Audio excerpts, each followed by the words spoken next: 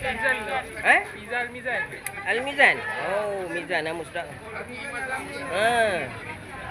Nampak belakang tu banyak kotak-kotak lagi tu. Ini risau kena puluh dah. Ni dari mana? Bangi ke mana? Daripada Kota Warisan bang. Kota Warisan. Kota Warisan. Daripada Kota Warisan. Belah jalan Bera tu lah. Jalan nak pergi Segamat tu.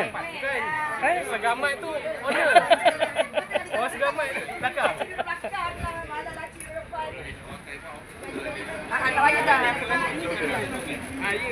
Wah, beli dek, beli.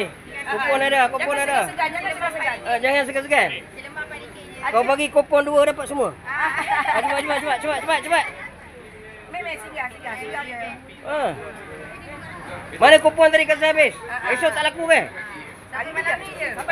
Esok tak laku kupon tu. Guna bagi habis. Malam ni je laku. Nak berapa? Ada Satu-satu. Dia seketul tu apa tu? Sepotong RM4 bang. Yang ni. Ambil Rasa sama ke apa? rasa lain-lain. Lain. Yang ni berapa ringgit? Semua sama harga. Bagilah sepotong ni, aku nak rasa je. Boleh. Kau makan banyak-banyak buncit pun. Urut dah buncit ni.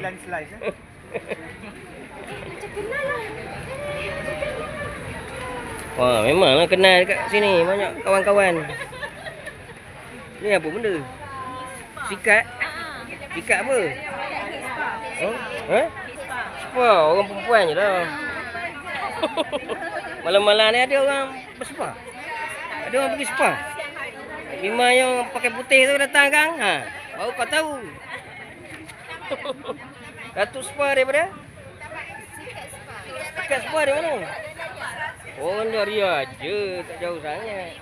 Esok boleh pergi situ kan? Akak mana? Beli makan bila nak makan? Bila nak makan ni? Hari dah pukul 11. Anak-anak nak tidur lah. Ini kedai yang paling apa orang kata? Paling menakjubkan. Kedai laki bini. Siapa yang laki bini dia ni? Peniaga ke siapa? Peniaga ni laki bini lah. Tokai dia. Bagus betul lah. Ni jual apa kak?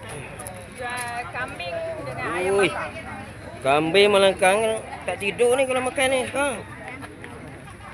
Ini kedai laki bini ya. Kedai laki bini. Makluk lah laki bini kan.